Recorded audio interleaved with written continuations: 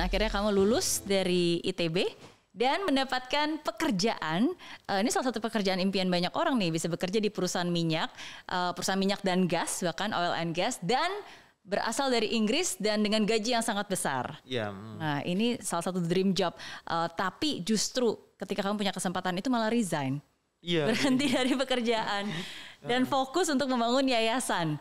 Oke, nah itu gimana ceritanya dan apa tanggapan orang tua? Jadi saya punya banyak momen dalam hidup yang membuat saya kemudian merefleksikan hal tersebut. Saya pernah bertemu dengan Profesor Muhammad Yunus, penerima hadiah Nobel tahun 2006, diundang magang di tempat beliau di Dhaka, Bangladesh, bekerja langsung di tempatnya.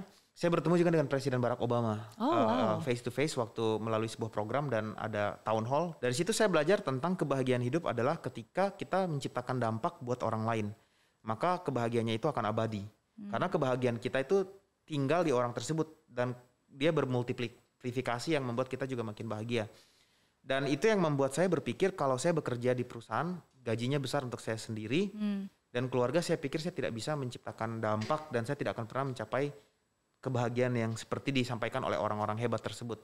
Itu yang membuat saya memutuskan untuk resign, fokus kerja di yayasan saya yang dapat memberikan dampak buat ratusan bahkan ribuan anak. Kalau boleh tahu waktu itu kira-kira kisaran gaji yang kamu terima di perusahaan itu seberapa besar? Kira-kira. Mungkin di atas gaji, jauh di atas gaji saya yang sekarang sih. Jauh di atas gaji yang sekarang sering diperdebatkan kan gaji saya yang sekarang. Iya, diperdebatkan oleh netizen, gajinya segitu, mungkin jauh di atas itu. Resign itu kan berarti berhenti dari pekerjaan, nggak mendapatkan gaji sama sekali dan bahkan bikin yayasan. Benar. Yang sebenarnya cenderung untuk justru malah mengeluarkan lebih banyak uang. Orang tua pada saat itu sempat nggak setuju? Sempat, jadi ibu saya saking shocknya sampai dia sakit 5 hari. Ibu saya sakit karena dia takut bahwa dengan kelebihan dalam tanda petik kemewahan yang sudah kita punya, artinya dengan kerja di perusahaan asing waktu itu, saya kalau naik pesawat dikasih kelas bisnis. Saya ditinggalkan di salah satu apartemen yang sangat mewah di Jakarta Selatan, gitu kan, di fasilitasnya, dapat mobil, dapat supir, gajinya juga ya besar sekali kayak gitu kan, 9 digit, dan orang tua saya mau apa saja juga mereka mau. Seperti itu, mereka saya terbangkan ke luar negeri, jalan-jalan, mereka udah dapat apapun yang mereka bisa dapatkan gitu kan. Tiba-tiba saya resign. Dan ibu saya shock karena dia langsung mungkin kebayang bagaimana dia harus turun ke pasar, harus jualan di pinggir jalan, harus jadi asisten rumah tangga, harus jadi buruh. Itu kehidupan lama ibu saya kan yang sebelum saya kerja. Dan saya bilang ke ibu saya akan buktikan bahwa pilihan hidup saya ini malah akan jauh lebih bagus gitu. Dan akhirnya ternyata, karena saya bekerja sebagai entrepreneur juga, jadi sambil mendirikan yayasan saya juga bikin entrepreneur, dan akhirnya saya tetap menjalankan tanggung jawab sebagai anak yang berbakti ke orang tua. Bagaimana kamu bisa membalance antara ingin menyenangkan orang tua, tapi kamu tahu bahwa keputusan ini memang mungkin susah sementara, tapi jangka panjang sebenarnya itu akan lebih baik. Jadi saya membuat perencanaan yang sangat matang sekali agar ketika saya nanti resign, ini buat teman-teman yang lagi mau change job, yang berpikir untuk mengikuti kisah saya dan gue mau change job, gue mau ini passion yang saya mau cari gitu. Hati-hati, penuh perhitungan, karena saya pun waktu itu penuh perhitungan. Artinya saya membuat rencana secara terstruktur dan detail dengan membuat plan A, plan B, plan C. Termasuk saya menyiapkan saving untuk saya bisa survive 3-6 bulan. Kita juga tidak boleh egois. Orang kita masih hidup di Indonesia yang orang tua, keluarga adalah segala-galanya buat kita. Tapi satu keputusan bisa mengubah segalanya. Termasuk salah satu keputusan drastis lagi nih yang dibuat oleh Billy beberapa tahun yang lalu untuk memilih kembali ke Indonesia dan menjadi staf khusus presiden. Padahal pada saat itu kamu posisinya lagi di London dan untuk siap roadshow ya? Saya sempat nyangka itu prank. Kayak diminta oleh presiden siapa kata saya. Dapat telepon atau gimana? Iya, dapat telepon. Ada yang nelpon? Iya, mau pelantikan lah dalam tanda petik, pelantikan diperkenalkan ke publik. Boleh, posisinya ada di mana? Terus saya bilang di Inggris. Boleh kembalikah secepatnya kayak gitu. Jadi langsung dilema mikir dengan semua yang terjadi di pemerintahan, serangan politik, tekanan publik, akuntabilitas, ekspektasi masyarakat yang harus kita penuhi, apakah saya sanggup meninggalkan kenyamanan ini? Saya tuh sudah nyaman sebagai aktivis sosial, saya sudah nyaman sebagai seorang dapat beasiswa sekolah di Inggris, saya sudah siap juga untuk migrasi bahkan ke luar negeri. Sempat berpikir seperti itu. Apakah saya sanggup dalam level kedua ini lagi meninggalkan kenyamanan saya untuk masuk ke ketidaknyamanan? Mungkin bagi orang berada dalam posisi publik ring 1 lingkaran kekuasaan adalah sebuah kenyamanan. Bagi saya sejujurnya itu sebuah amanah. sebuah pelayanan. Dan setelah berkontemplasi, ayah saya bilang, ingat hidup yang paling bahagia adalah membuat dampak. Kalau kemarin dengan yayasan kamu bisa mendampaki 1.000 orang lebih, mungkin sekarang jutaan, bahkan ratusan juta.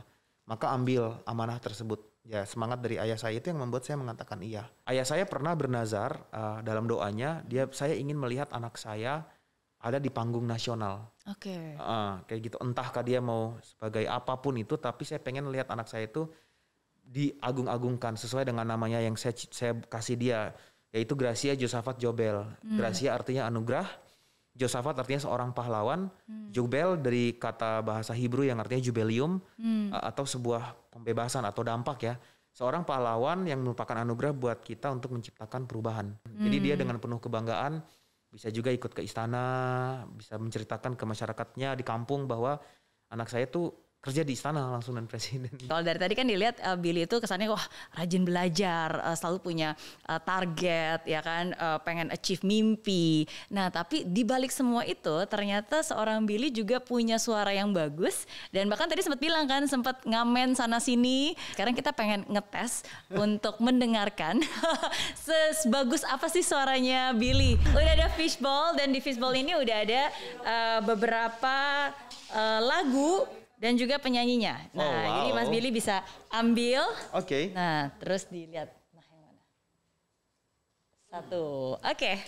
Glenn Fredly, Januari. Kasihku sampai di sini, kisah kita jangan tangisi keadaannya, bukan karena kita berbeda. Dengarlah lagu ini, melodi rintihan hati ini. Kisah kita berakhir di Januari. Wah. Sebenarnya staf khusus presiden tuh kerjanya ngapain aja sih? Staf khusus presiden itu kerjanya langsung dengan presiden. Kita memberikan advice ke presiden untuk isu-isu tertentu yang ditugaskan ke kita dalam bentuk policy brief atau sebuah brief kebijakan tertulis. Nanti Pak Presiden akan menerjemahkannya sesuai dengan kehendak beliau dalam bentuk produk-produk hukum seperti impres, kepres atau apapun itu. Sekarang materi yang Billy punya, apakah sekarang Bapak masih menjadi guru honorer dan Ibu masih jualan kue? Alhamdulillah masih, dua-duanya, puji Tuhan masih. Itu kebahagiaan mereka. Jadi ayah saya bahagia kalau dia mengajar. Rumah kami itu udah bukan kayak rumah kami itu udah kayak sekolah gratis. Ibu masih jualan. Jualan kue. Jadi ibu saya bahagia ketika dia dan kadang-kadang ibu saya itu kalau kuenya sudah nggak laku dia bagi-bagikan ke orang-orang yang lapar, orang-orang yang, dan mereka setiap akhir minggu papa dan ibu saya ke penjara. Ke penjara untuk membantu memberikan pelayanan kepada narapidana. Mama memberikan makanan gratis, bapak memberikan motivasi ya. Iya, mereka tetap sederhana. Saya tanya, Mama lagi bikin apa? Mama bilang, ada jualan toh. Sekarang Mama pun jualan akhir-akhir ini laku. Dia bilang gitu. Oh ya? Kenapa? Saya tanya, kenapa laku sekali? Apa karena high season kah? Karena Natal atau Tahun Baru? Bukan, Mama ganti merek katanya. Oh ya? Sekarang Mama punya merek kue apa? Kue Stafsus katanya. Ada banyak hal yang sebenarnya kamu mungkin melebihi ekspektasi dan mimpi-mimpi kamu sebelumnya. Masih ada lagi gak sih hal yang belum dicapai oleh seorang Billy Mambrasar? Saya pengen mengejar gelar doktor, biar punya gelar doktor. Saya pengen mengajar, saya pengen jadi guru. Saya pikir when everything finishes atau ends kayak gitu, saya akan kembali untuk menjadi seorang guru. Saya pengen mencerdaskan anak-anak Indonesia. Saya pengen melihat anak-anak Indonesia yang di wilayah-wilayah terluar, yang tidak percaya that it is possible. Seperti acara kita ya. Impossible. Iya, kayak it's impossible. Masa mau kuliah di ITB, masa kuliah di Harvard, lo bahasa Inggris aja pas-pasan, IP saja 2, gitu kan.